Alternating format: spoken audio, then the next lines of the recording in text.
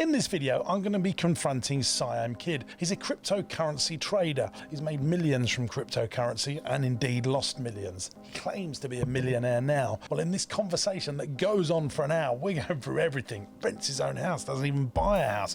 He's been successful and unsuccessful in business. He's literally lost £700,000 in 4 months through trading cryptocurrencies. And here's the thing, I know very, very little about cryptocurrencies. I don't trust them.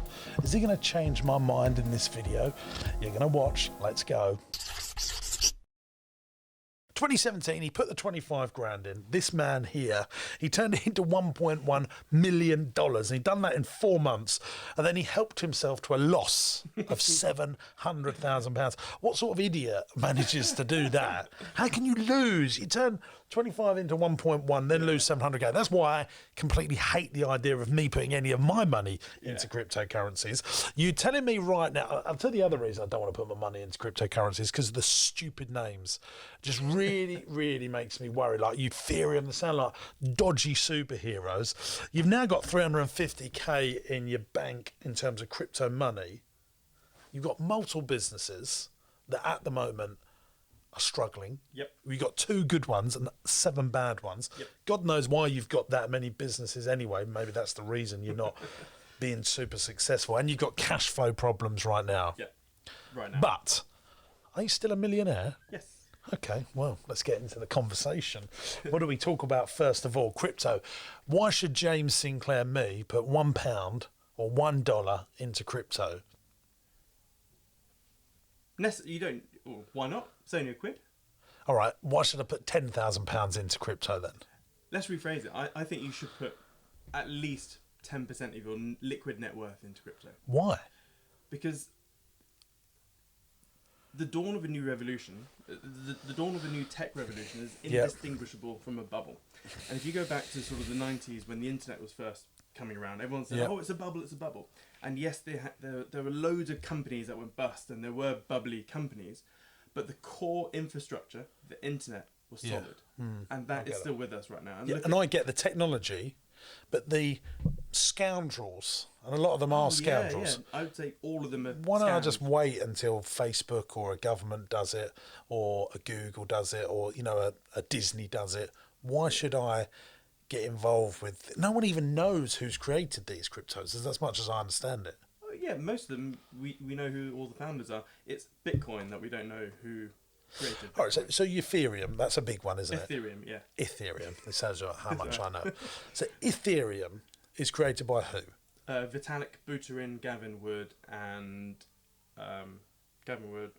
Charles Hoskinson. And do they benefit from creating this Bitcoin? Yeah, they've all got Or this ether. ether? Yeah, they've all got their own stashes of ether, but then they all split up. So.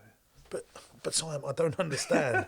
So they've created it, and then everyone's investing real money, dollars and pounds, into their ether coins. Yep. So they just benefit like a central bank of a government creating real money would. Okay, so let's wind it back a bit. So back in the 90s, we had the creation of the internet, right? Yeah, I get that. And so that is basically an internet of information. So you can send packets of data to people anywhere. Yeah. Now, crypto is basically the internet 2.0. So not only is it an internet of data transmission, but it's also an internet of wealth. So we then have Bitcoin, which is the granddaddy, and Bitcoin has, everyone said, oh, it's going to be the global currency, but it's not. It's basically a better form of gold. So it's got nearly all of the. But it's fake, isn't it? What do you mean by fake? It's not real, is it? Like real money's not real. No. Like the dollar, the pound, it's not real. It's just we believe that 10 quid's worth 10 quid or $10. Yeah. But Bitcoin's another one of these, and we just got to believe Bitcoin's worth whatever they say it's worth. It's not, because it's actual mathematic code. So if you... But that's all real money is, isn't it? I guess, yeah, in a way. We could debate about this bit till the cows come home. But ultimately, it's the only hard money that's ever existed. So put it this way. If you look at the US dollar, right? So roughly 40% of all dollars in existence right now were printed last year. Yeah. It's insane. Yeah, I get that. And every global currency around the world right now is inflating at about 25%. As in, when I say inflated, as in the currency supply is Yeah, and I'm Hockey hugely worried about that. Yeah, exactly. Because people don't learn from history. So if you don't understand what's happening in Venezuela and Argentina right now, it's going to happen in the UK and the US like in the future. So one thing we know for a fact is that, well, not for a fact. One thing we know is that politicians don't know how to run governments properly, as in the economic side. So all they do is when they get themselves into a corner is they print. Yep. They try, like a central bank has two levers. They either play with interest rates up or down, Yep. or print more currency left or right. Yep. So 2008 subprime mortgage collapse happened, and they were like, oh, what do? We drop rates. Okay, rates went to near enough zero. What else do we do? Oh, let's print. So they've flawed the only two things they can do. Yeah. Fast forward now, we've got way more debt, way more margin debt than we had in 2008. Basically, all of the metrics are worse than 2008. But we're going through a process of what I would say is hyper normalised inflation. Yeah. So we're not at 2% like that. Oh, God, no. I'm importing containers from the Far East. It's costing me $20,000 for a container. 2 years ago, that cost me 1,500 quid. That's crazy. So that's and then you're seeing all of materials going up and etc. I mean, we're seeing that. But with Bitcoin, the value of Bitcoin is going up like a hockey stick as well, isn't it? Yeah, so we have to finish this sort of story, so to speak. So when the currency supply keeps on going up, the purchasing power goes down. You happy with that bit so far? So what we know for a fact is that, or based on 2,400 years of pretty well-documented financial history, is that the currency supply across the world will continue to go up. Okay. Yeah. So what happens is that extra currency supply is then gobbled up by certain sectors. So it's gobbled up by the stock market primarily. Some of it trickles down into property. That's why we're seeing stocks at ridiculous all-time highs, pretty much, even though we've got like the worst depression ever. Property prices are going nuts, even though, you know, if you look at house price to earnings ratio, that's through the roof. It's like everything's going up, but it's not ROI. It's not people. It's not. There's no value there. Yeah. It's just that there's more dollars and pounds floating around, and so price is like a big sponge that's being absorbed up. But wages are not going up as high, are they? That's the problem. Yeah. So, as I said, financial stimulus, so stim pumps, it just goes into the financial sector, stocks and property predominantly, and also commodities. So that's why your shipping containers and hard commodities are going up. Sugar, for example, is another one that's gone. Yeah, exactly. So, going back to Bitcoin, it's actually hard money. So there will only ever be 21 million Bitcoin that will ever exist. Something like 95% of all the Bitcoin that will ever exist is out there right now.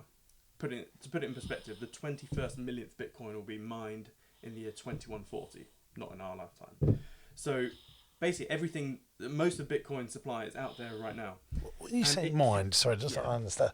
But this is a computer mining mathematics.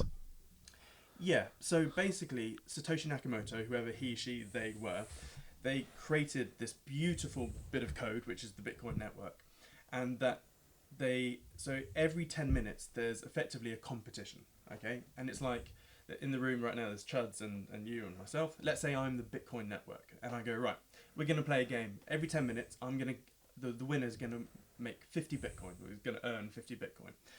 But I'm thinking of a number between 1 and 10. First person to guess it wins the prize. So you guess it, blah, blah, blah. But as your guessing gets better, I go, oh, actually, that was a bit easier. So I'm now thinking of a number between 1 and 1 million. Go.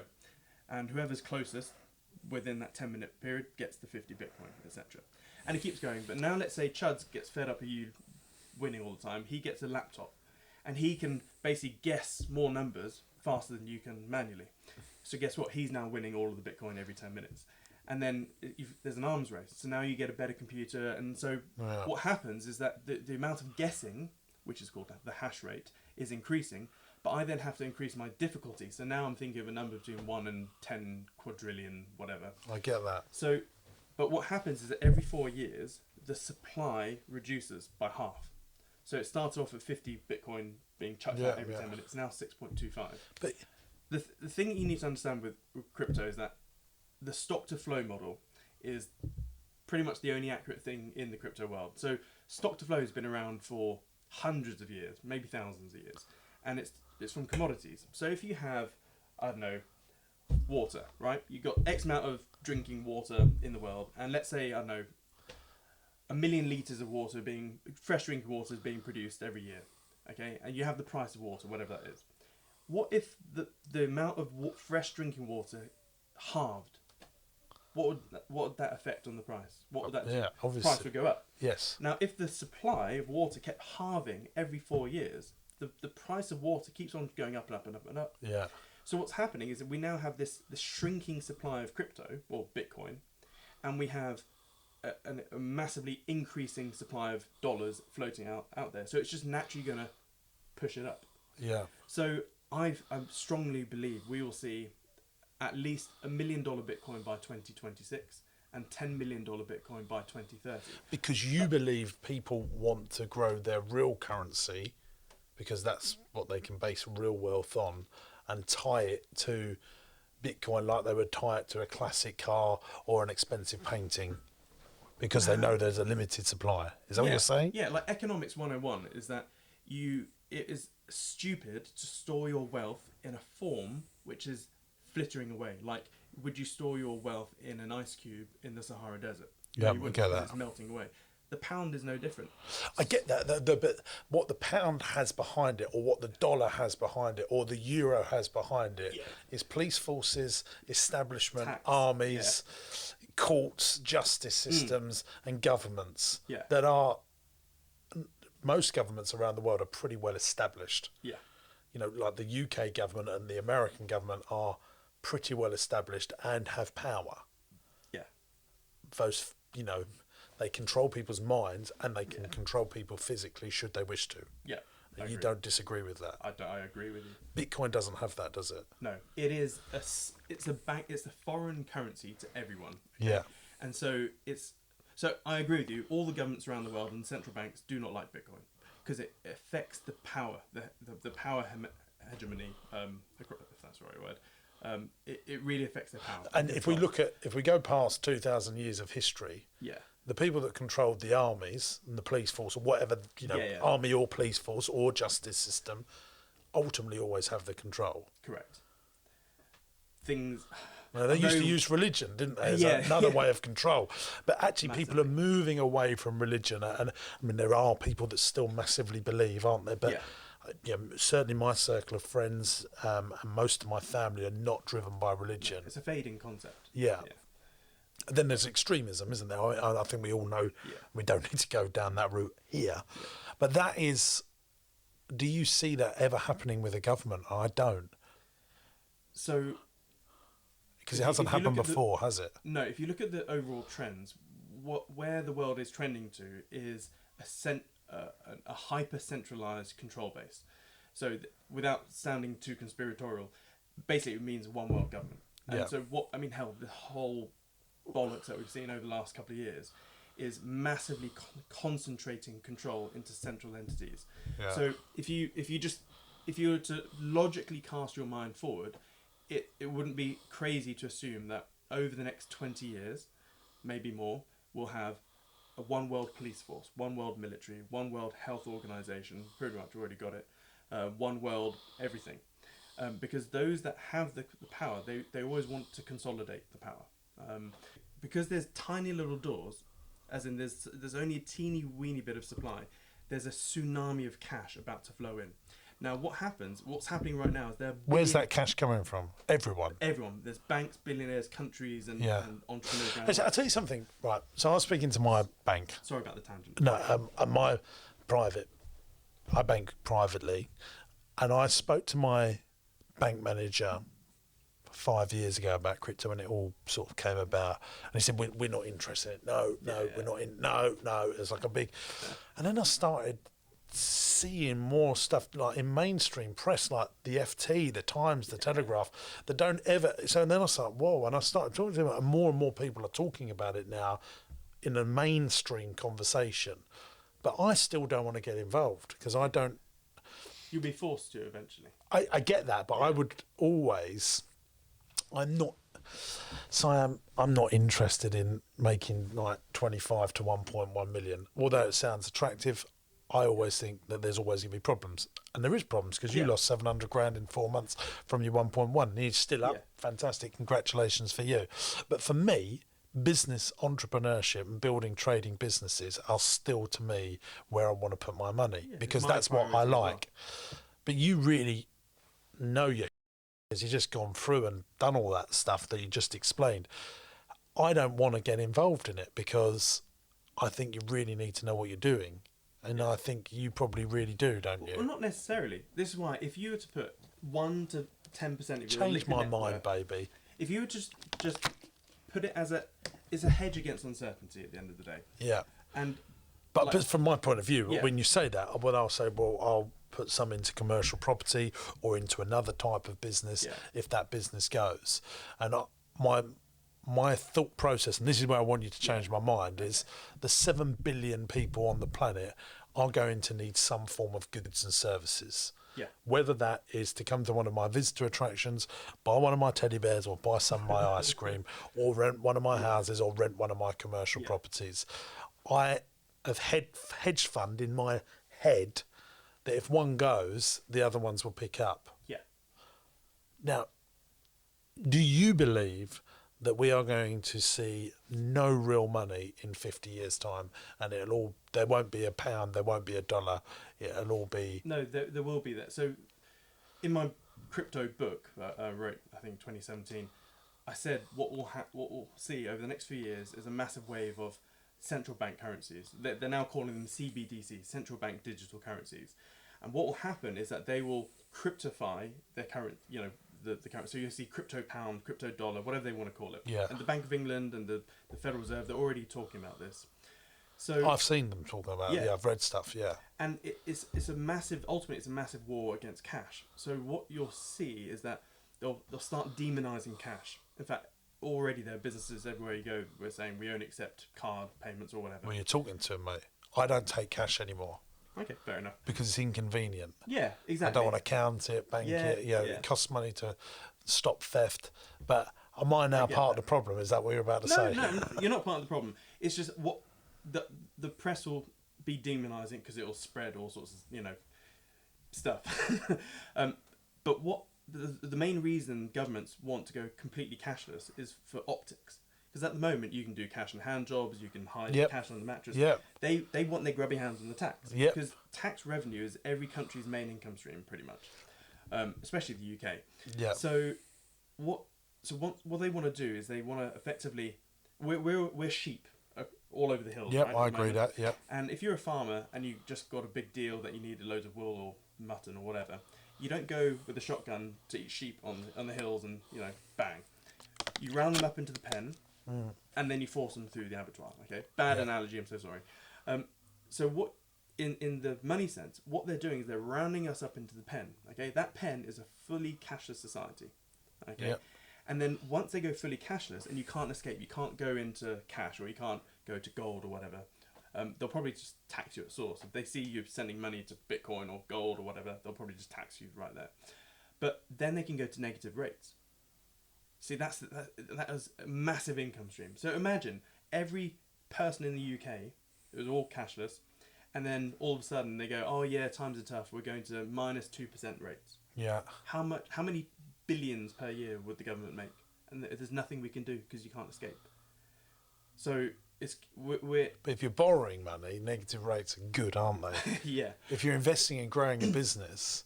Yeah, but that's not everyone. No. But if you just if you're a maths, saver, you're in a disaster. It's what happens is it just kills the middle class. So the poor aren't really affected that much. The middle class are, and the rich they're insulated with other things, businesses and real estate and fine art, fine wine, etc. So let's just quickly, before we go back into you, inflation. Yeah.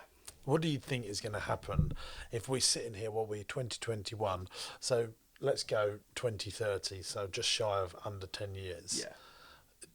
Where do you think the interest rates are going to be in the United Kingdom? Oh, Jesus. And I mean, property prices are a joke right now.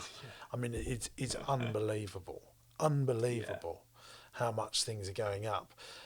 I think governments are doing this to shrink the amount of debt they've brought on through the pandemic. Do you think that, or do you think there's... Well, there's a couple of things there. So 2% inflation is always the Goldilocks zone because over a period of time, the debt is eroded away. Yeah. Okay, because debt is nominal. That's why all governments are shit scared of deflation. Okay, deflation is every government's worst nightmare because debt is nominal. If I owe you £1 million, I owe you £1,000,000. Yeah. If inflation kicks in and I'm earning 100 grand a minute, all of a sudden I can pay off that debt in 2 minutes. Yeah. But if you go back to say the 1929 Great Depression, nominal income fell by 52%. So let's call it half. So if I owe you £1 million, but all of a sudden I'm now earning 50p a minute or 50p an hour, that's bad news. If you look at, I forgot how many trillions we're in debt, but the US is over $20 trillion in debt. UK's couple of trillion in debt. So deflation is their worst nightmare. So they'll do everything possible to just bat away deflation because everything goes. So what do? As I said earlier, they've only got two levers. They've already floored. But what they could do though is they could all chat with their mates in these century, and if we're having a one world government, and they could just say, let's just start again. This is what will happen. And then let's just go back to zero. And as long as they make us all believe that we still believe a pound's worth a pound, a dollar's worth a dollar, near enough, they can do it, can they not? It's called a debt jubilee, and it's happened for thousands of years. It's not like a crazy thing. It happens all of the time throughout monetary history. Yeah. So what's likely to happen? So the cashless society is phase one. So once you're fully cashless, what they'll then do is they'll start phasing out cash. So they'll be like, okay, we're going to get rid of the £50 note. No one uses 50 quid notes unless you're a druggie or a crime lord or whatever. But what people don't know is that if you get rid of the £50 note, you halve the UK currency supply. So what they'll do is they'll phase out. They'll go, right, we're going to take away the 50 quid note, and let's say that's, I don't know, £100 billion, and then they're just going to create out of thin air 100 billion crypto pounds. Okay, and everyone have a government wallet. They'll call it a government wallet, which will have your crypto pounds, etc. And they'll start doing this and this. And so before you know it, the pounds that you think you have in your account will just be converted to crypto pound. And so you're going to be forced into the world of crypto, and you don't even know it. Every single person will be in crypto. But most of my money is all digital anyway. Exactly. No one will know the difference.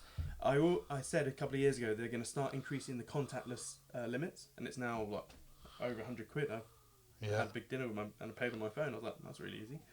And so they're going to make it really effortless, and it's already happening. Okay, so just fast forward a couple of years, fully cashless.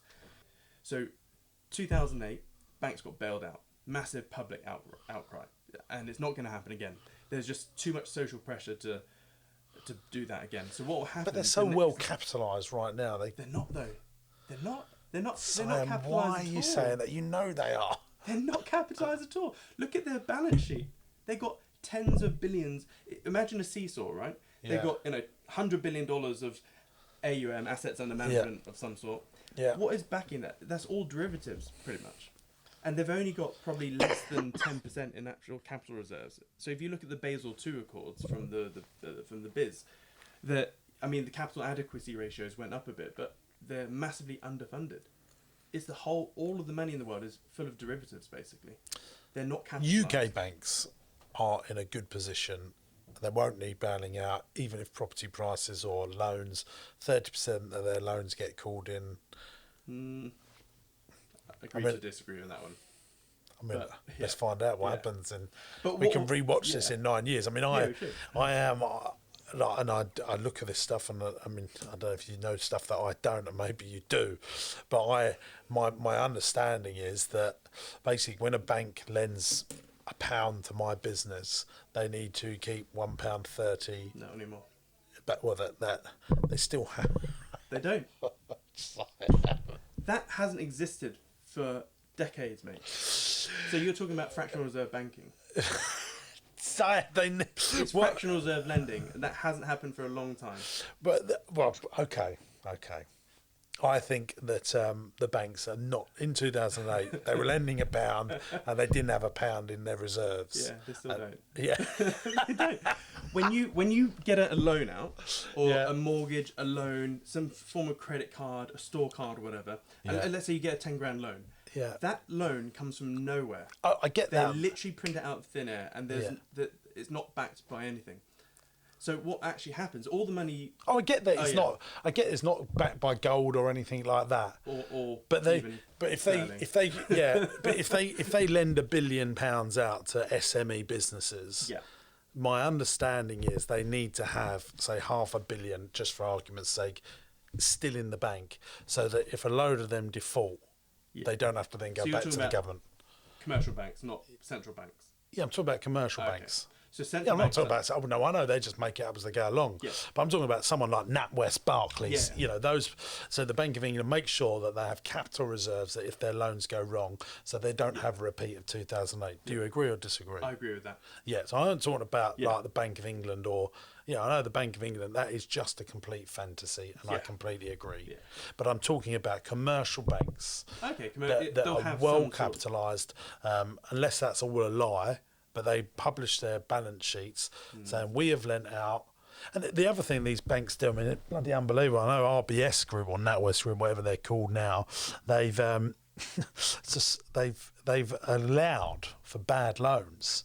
So they're just kicking their profits down the road. So they just put in their accounts, oh, we're allowing that 30 billion isn't going to be paid back. So they just knock that off of, yeah. And then, but obviously if it doesn't happen, then they write it back in. Let's talk about you a bit more. All these multiple businesses, Siam. It's a I cluster. mean, one's a light. What's a floating business where you Flotation therapy spa, yeah. flotation Yeah, therapy float is by. Then you've got the WAP, which I've looked in, is actually really good. Oh, thanks, mate. It's the Wealth Action Plan, which is similar to my entrepreneurs. Brothers and sisters. Yeah. But- EU and WAP. well, Entrepreneurs University is definitely way more business and property driven. Yours is actually wealth. You know, general, no, there's no cryptocurrency in mine, and there's Yeah. no stocks and shares or anything like that. But I think you touch on all of that stuff, Yeah, don't you? So you got the WAP where you, for pennies, you teach people how to create a wealth action plan, and you was 4 years ahead of the song apparently. Yeah. so, Bloody Cardi B. so then you've got this realistic trader business as well. What is that? It's a trading community, so people can learn how to trade properly, and then, yeah, trading is like the loneliest activity you can do. And Yeah. so it's just a nice community. We used to all meet up every 2 months in person, Yeah. but it's all online. And a lot of them on the WAP as well, are they? Yeah. And so, and that business, is that losing money, making money? Yeah. So since, ironically, 2020 was. So I think four or five of the businesses are online learning / training businesses. So 2020 was really good for us. Which it's not nice to say because everyone had a shit year last year, pretty much. But it was a booming year because everyone was locked down. Everyone was, I need a new skill or a new Mate, job. I know loads of people that done exceptionally well. I've got a mate that's got 47 fish and chip shops. Best year ever. Yeah. But So, you know, there are pockets of people that have done really well. Exactly. There's loads of extra millionaires now as a result. But you got these 7 businesses. 5 of them are trading, educational training companies. Yeah. And then, 5, yeah. and then 2, one's a pen pal business, is it? Yeah, it's one of so with the WAP we basically have a set way that anyone can set up a business, run it, grow it, and make profit. Yeah. So we did an experiment just to put our money where our mouth is, to make a brand new business from scratch, to make 300 quid in profit within 3 months, and then 3 grand profit a month within 12 months. And we did it, and we set up it's called My Fairy Pen Pal. So, yeah. Okay. Yeah. So it's got nothing to do with the other types of businesses. no, and we didn't make that on purpose because it would have been cheating if I set up a trading type business. So we had to set up completely separate. Okay, fine. So you got these 7 businesses, 5 of them, 8, I think. Yeah, 8 businesses. And some of them, of course, are making losses and they've got cash flow problems. What's the route out of it? So I don't know yet. So as I say, yeah, since Well, 2021. Why don't you know, man? Why? I don't know. I don't know all There's the no. answers. But yeah, so Why don't you just close them and do something that makes more money? So for the realistic trader, so my trading community at the moment, that's as a snapshot right now is bleeding about 30 grand a month. So why are you doing it? I care for my students and my staff too much. All so right. I have a So at the end of 12 months, that's 360 grand. yeah. No, I'm massively cost cutting at the moment. Okay, I get that. So- But what will solve the problem? So More customers? sales is a bandage for any business problem, really, isn't it? Like if you can boost your Where sales. have they all gone? Because it used to make you money, did it not? I don't know. I think we're now allowed out of the house a bit more. The sun's out. People playing football or watching football. I think You've had I that think for seasonal. years, haven't you? The realistic trade. That's like a since 10 year. 2012, 2013-ish. Yeah. And that used to make money. Oh yeah. This is just a blip. It's just a blip. But Simon, like, 30k a loss a month Yeah. for an educational digital training business, which in effect it is. Yeah. That really, really must hurt. Where do you Yeah. find the 30 grand each month? Oh, I'm funding it from my crypto. So yeah. But doesn't that give your missus the or do you not tell her? Or, No, everyone knows. I mean, hell, I'm telling you all of you. Yeah. I don't. I find it weird how people hide all of their losses and, you know, trials and tribulations, but share all the wins. But like, you'll never see, like, if you go back, I know, last year or no, not last year or before, like the whole group as a whole, we're making about 150 grand a month profit. But you never see me going, oh, look at all my businesses. But I prefer to share all of the losers. So this is literally just like 2018 was a really shit year for me, really shit. I don't understand. I get that, but I don't understand how you can go from making 150 grand a month in 2020 to just one business losing 30 grand, and that many people not interested in that stuff anymore. Yeah, conversion rates have just dropped off a cliff. And how do you get your customers? What do you use? Facebook ads and just live sessions. I do loads of live sessions on YouTube, and that's normally what we've done. It's just that I mean, a lot of people are saying, oh, it's iOS 14, you know, the Apple and Facebook battle, but it's not the case. Like, the marketing is not a problem for us. We're still getting the leads. So how many people have you got working in that business? I've cut it down. So RT only has 2 members of staff now. So so I think. So where's the 30 grand loss? So when I took. You've got 2 staff. So, I mean, I'm just trying to understand this. So you've got 2 staff, so that's 5 grand a month. So total outgoings, when I realised it, but I was slow to notice. So that's one of my hiccups. I wasn't paying attention to my dashboard. So I've got dashboards on all my businesses. Yeah. But I've just been maybe lazy, maybe just distracted, I think. And I wasn't checking my dashboards. Normally, like, it's a habit. Every week I check my dashboards. What, so do you base how well your business is doing by what cash is in the bank? No, my dashboards. I've got some leading indicators as well. So by looking at cash in the bank, that's like a present snapshot of how the business is doing. But I'm trying to understand how you didn't notice that 30 grand a month. I just didn't check the cash in the bank. I didn't check my dashboards, and I got distracted by some other stuff. But basically, when I realised this, I was like, my outgoings were about 55 grand a month. Income was about 25 to 30. I don't know. Oh shit! And so I then did what I call in fact, I just treated RT as a distressed business, like when I used to buy distressed businesses. So the thing which I call it a cash truth spreadsheet. So when you buy a business, like, as you probably know, I do not trust the P&L, the accounts, or the balance sheet that the business owner or the accountant gives me, because you can massage numbers to make it look good or bad, you know, depending how good they are. The only thing that tells the truth, that you cannot lie, is bank statements. So what I do when I buy a new business is I get at least 6 months worth of bank statements, and I go through every single line item. It's a massive chore, takes hours, but I go through every line item and I put it in. So you end up with this big old spreadsheet of basically all the money in and out. And so I just redid that with RT recently. And so straight away, so I think by July, August time we'll be alright, because I cut outgoings from 55k a month down to 35k. So I've just cut 20 grand of costs pretty easily. It was just a bloated, because I think so. It's a bit, but so you keep making money on crypto to fund your trading businesses. Well, but can I ask you, why don't you just have one great business rather than 7? You've invested in businesses as well. You've done it multiple times, haven't you? Yeah, the goal is to get to the core 4. So, but why even the core? Why not just get one massive cash cow business, then go and do more? So I do agree with that. The WAP and RT are pretty much the same, or not the same. They're very similar businesses, but with slight nuances. Okay, so these two run themselves. We've got the corporate management training company, which is Ofsted regulated. That is like a beast. It's an absolute beast. And that makes money. Yeah. And you own that 100%? No, 35%.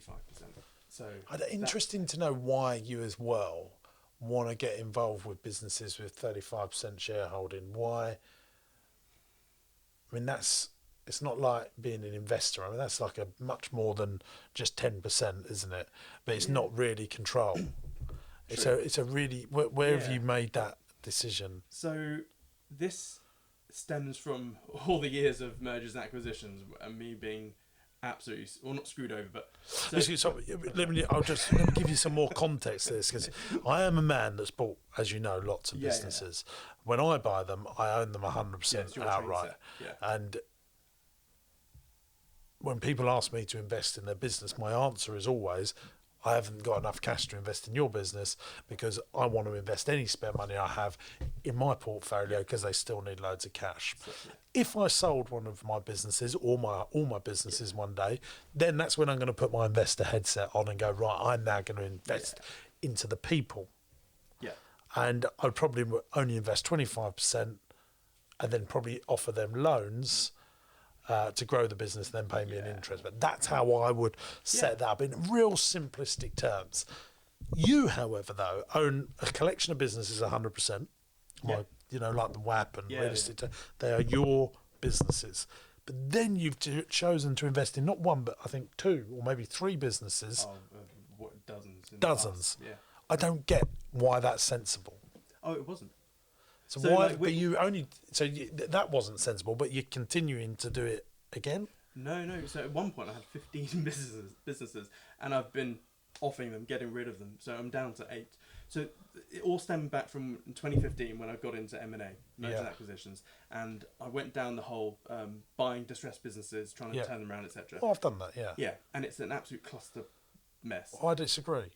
But okay, fair enough. But I'll tell you why it was a cluster. Yeah.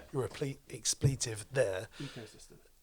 Your businesses are not connected, are they? Yeah. So that was one of the issues.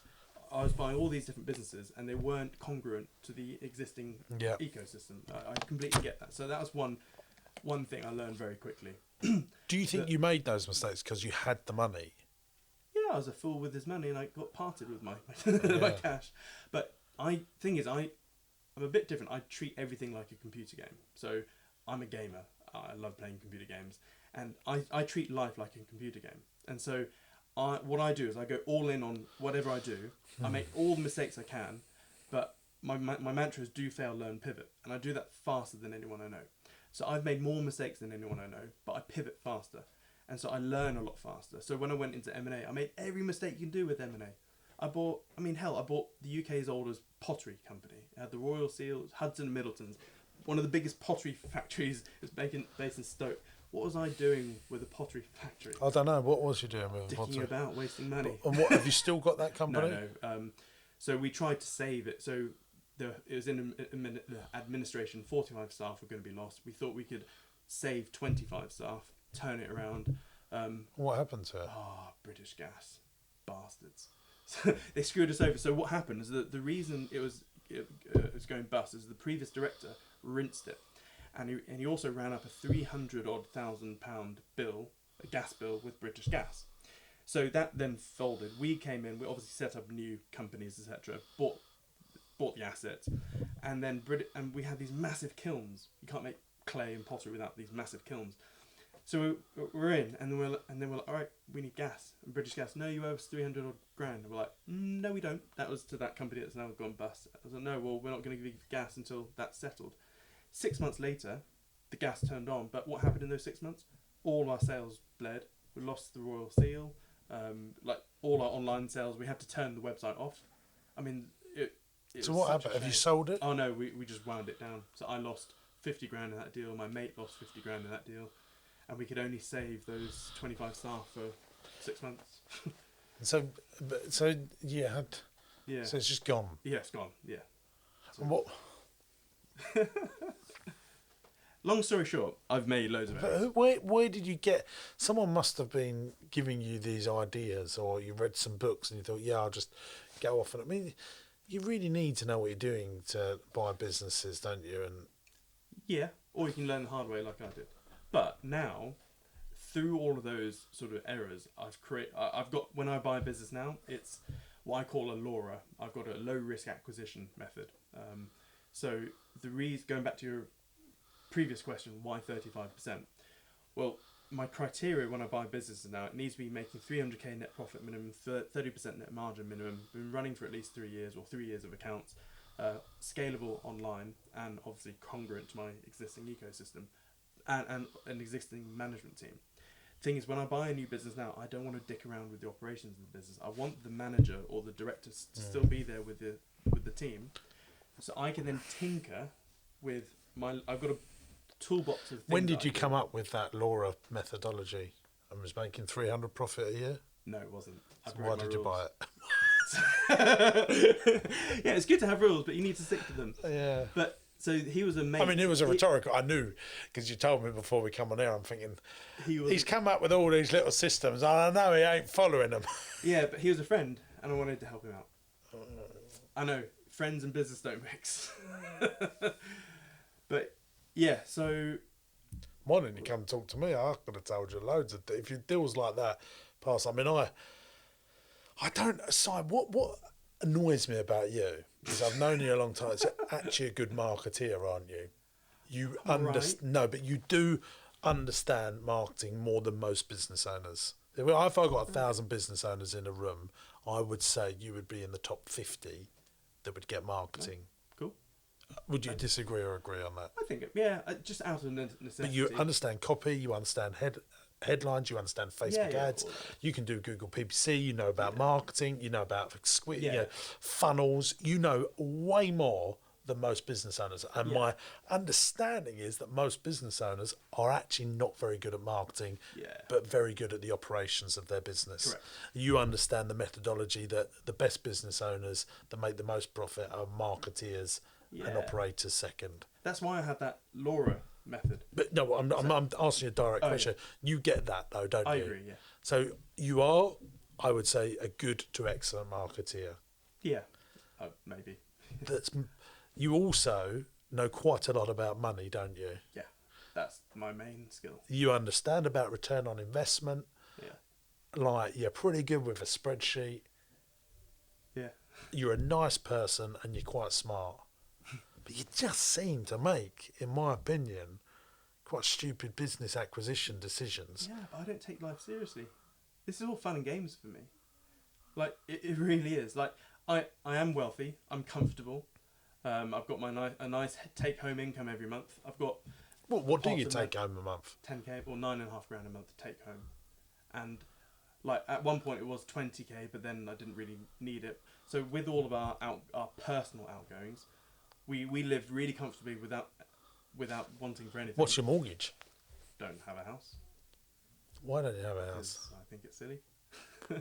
So you rent? Yeah. What's your rent every month?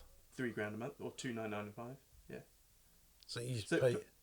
So put it this way, okay? So I work in my two main things is return on time investment and return on capital invested. Okay. Yep, I get it. And also, like. By the way, I just want you to know, and everyone, I agree. Yeah. The cost of capital deployed, the way I would say it, is.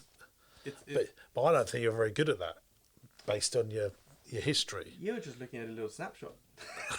I mean, I think you're probably very good on stock shares, silver, gold, but when it comes to business, I think your cost of capital deployed isn't good. You haven't heard all my wins though. Tell me.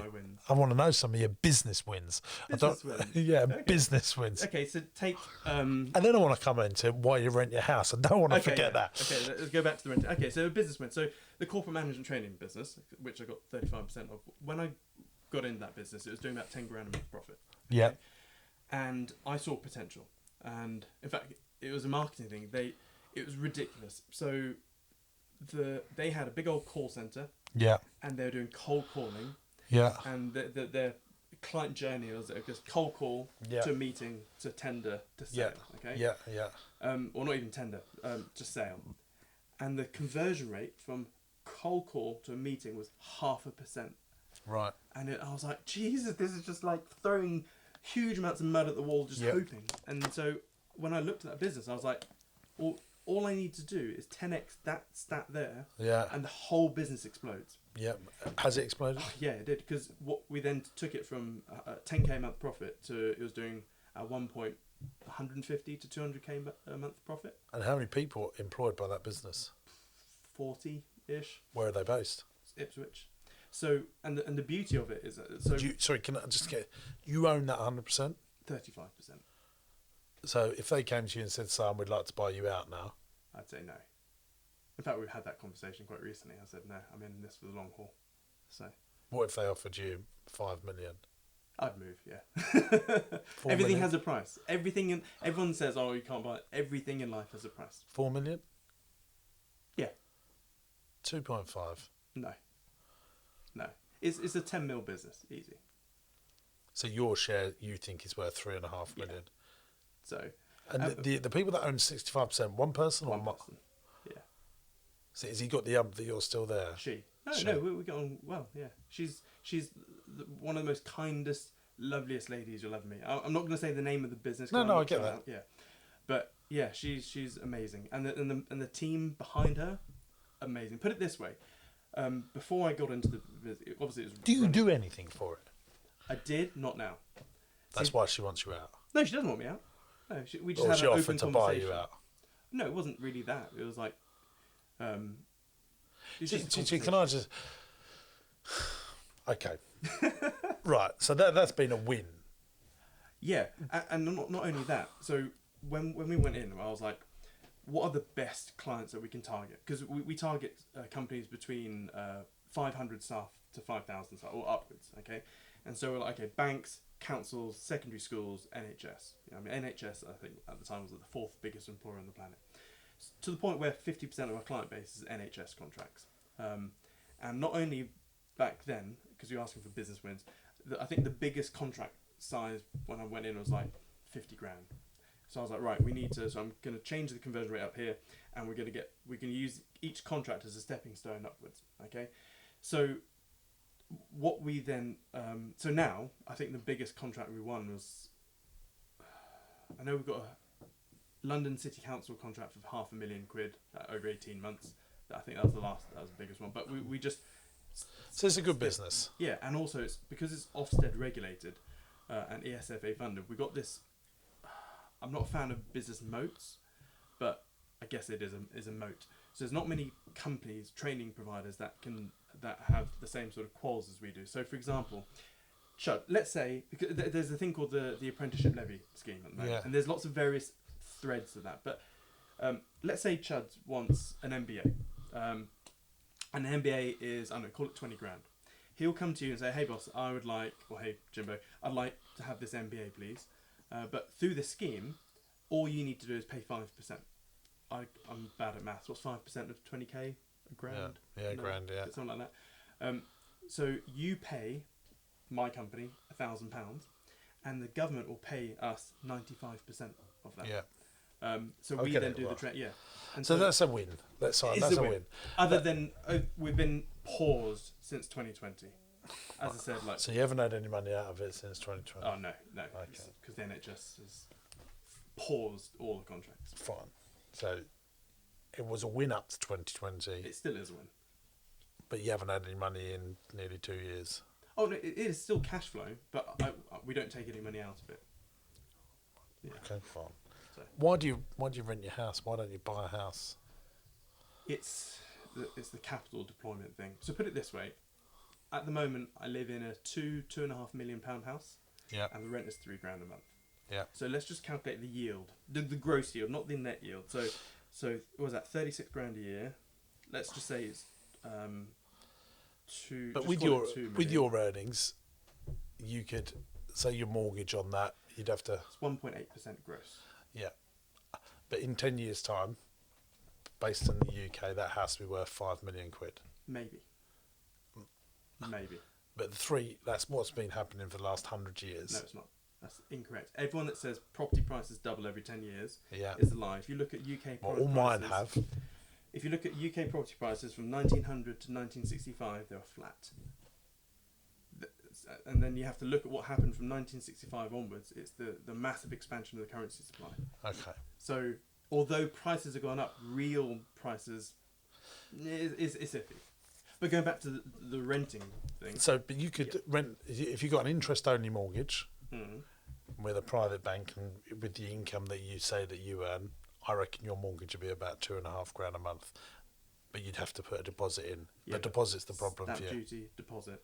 So I've worked this out. If I wanted that house, realistically, with let's say 25% LTV, so 75% LTV. So you'd have to find with the stamp duty. 500,000, something like Yeah, with 750. 750 with the something stamp. like that, yeah. So for me, I'm thinking, right, I could park 750 grand into a house and it'll do nothing. I get or it. I could turn that, and I could turn that into a lot more. What if something happens to you though? Then I'm screwed, obviously. But your family, then They got crypto. what if you like? We haven't had a chance to If you really just go. want to bloody paint the outside of the house, you get. I mean, I get don't the, give I a get shit your about sentiment. I get but My wife does though. yeah, I get the sentiment of what you're saying. But it comes to a point, son, when you've got enough, like which I think you do. Don't you just want to own something and know that you're never going to be moved from it? That you can, if the landlord then decides he wants to sell the house because he's going for a divorce, and then you're out and you have to find another house to rent, you know, or you want to put a new kitchen in, you can't really do that now, can you? Unless you want to. The house is epic. We don't need a new kitchen, but I get that, and I know most people do, but that's because we're very influenced. I mean, the UK and the US are the only owning property. Everything owning I've got. I nations. mean, let me tell you, Simon, you know what I've got. Yeah. Yeah, you've been to some Mate, of my you're- business. You've done really well. But I wouldn't have them if I hadn't have bought my own home. Really? I think it's Absolutely. irrelevant. No, I bought You my built your first house. businesses, like, No, because I of know. your- Let me tell you how it happened. I was 18. I bought a house in Brentwood for 207,000. That house is now worth £500,000. I bought another one when I was 19 in Rayleigh. I bought it for 151,000. It's now worth, say, 400. When I opened my first indoor play centre, those two houses I gave to security as Lloyds Bank. They lent me money to build my trading first business, and that's how I've got everything that I've got. Every time I've been in a sticky wicket in cash flow problems, of which there have been many, Yeah. I know we've been talking about you today, but for clarity, I've had my own problems over Yeah. the years, and any person that's in entrepreneurship, it's just I'm in the benefit that I can attack you today, and that's what works on YouTube, you know. And I know Simon's successful and stuff like that, but I want it to be known that if I hadn't invested into real estate, and I lived in the house, then moved out, bought a bigger one, and rented the previous one out. And that's what I did in my early days of property investment before I knew what I was really doing. But when I've needed something, because I've got property, I've been able to get the cash. Okay. Because it's quite difficult still to get cash flow loans on trading businesses. I agree. Yeah. But the So- thing is, so- you've so- been in business since you're 18, haven't you? Well, yeah, I started from school, yeah, but I bought my first house when I was 18. Yeah. Now I remember it cost me, I had to have 20 grand, but I mean, that was hard. When you're 18, find the 20, I'd done that for all my trading. Now, could I have put 20 grand into stock and turned it into 50 grand when I was probably? But that money disappears. It's fast money. Yeah. What you're doing here, you put £25,000 into crypto, turned it into 1.1 and lost 700,000 because you see it as what I call fast pounds. It's like earning a salary, comes in and goes out, or rent comes in, cash flow in a business, it That was disappears. all risk capital. Yeah. So it's you.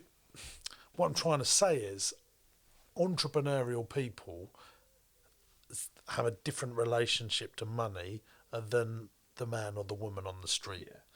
They're much more protective of their pound Yeah. This than is just maybe. monopoly money to me. Yeah, and so Just but I like to create what I call slow pounds, stuff that becomes very concrete and safe. That if I muck up, yeah. I don't put it out of my family.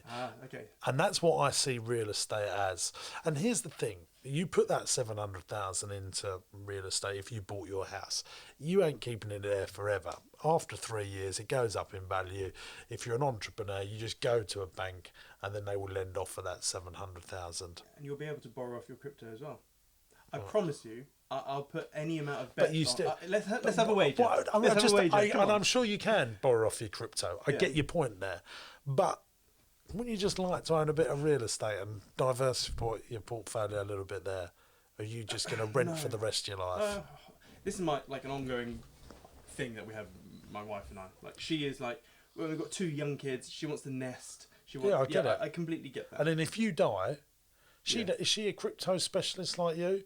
No, but Is she an investor like you? Is she an entrepreneur like you? so I think remove the word crypto and house. Okay, it's an asset at the end of the day. So you have assets that you like and you think over the long period. I've got to ask you a different way round, Siam. Come on, I've got to answer the question. No, and then I will let you. Like, can your wife look after a rental property as easy as she could look after cryptocurrencies? Rental property is way harder. Oh, okay. I could teach you, even you, how to manage your crypto portfolio in like 5 minutes. Like, it's Right. pretty simple. Oh, no, I suppose you're right. I actually take that point. Maybe I... But put it this way, like, I want you to when answer you your question now. when you look at crypto as a whole asset, okay, it's about a $700 billion market cap, okay, so it's tiny compared to gold. It's 10 trillion, stocks at 80 trillion, bonds are about 100 trillion, okay, so Yeah. it's a minnow. No one is teeny. Very soon you'll see the market cap of crypto go from $1 trillion up to $10 trillion faster than you think. When it gets to $10 trillion, Yeah. it then becomes a global asset class. And by the very mandates that... If you look at all the sovereign wealth funds, the pension funds, the hedge funds, all of the tracker funds out there, by their very mandates, most of them will have to, by their own laws and bylaws, invest in crypto because it is a global asset. And as going back to a way back point, trying to make about game theory, because everyone knows of this trajectory, it's a case of, right, if I don't get in now, I'm going to be losing out. And so we're seeing huge amounts of capital squeeze into teeny weeny doors. And if you look at the DeFi space, so the decentralized finance space, it's growing like wildfire. Like, it's exponentially growing. So just like you can borrow off of your house, my wife will be able to borrow off of our Bitcoin. Okay. Or whatever. So you're never going to buy your own house? So the house we're in is, I love it. I would love to own it, okay? Because I would love to put some fancy stuff in it. But I would only buy it if I could just cough up 2.5 million quid You at won't. the back of the... You won't. You don't know Maybe. yourself, Siam, like I know you after speaking to you for an hour and 2 minutes. Let me ask you this. I'm going to ask you. You've got £2.5 million sitting in your bank account, Yeah. and you've only got £2.5 million. Are you going to buy your house outright, or are you going to invest that cash and think that I can turn it into more? No, I said I would only buy it if it was like back of the sofa change. Right. So you'd have to have like 100 million. Oh, no, if I had like 15 mil, then yeah. Fine. And I don't have 15 mil. But if I had my whole life savings was 2.5 million, whatever, I would put it all into crypto and then Or my work businesses. in entrepreneurship. Oh, you do Yeah, both. yeah. It's no either or. You should do both. Okay. It's been a fascinating conversation. We've got loads to talk about. No, we haven't haven't, even because started. we're an hour and 2 minutes in, and I think We've that's got enough.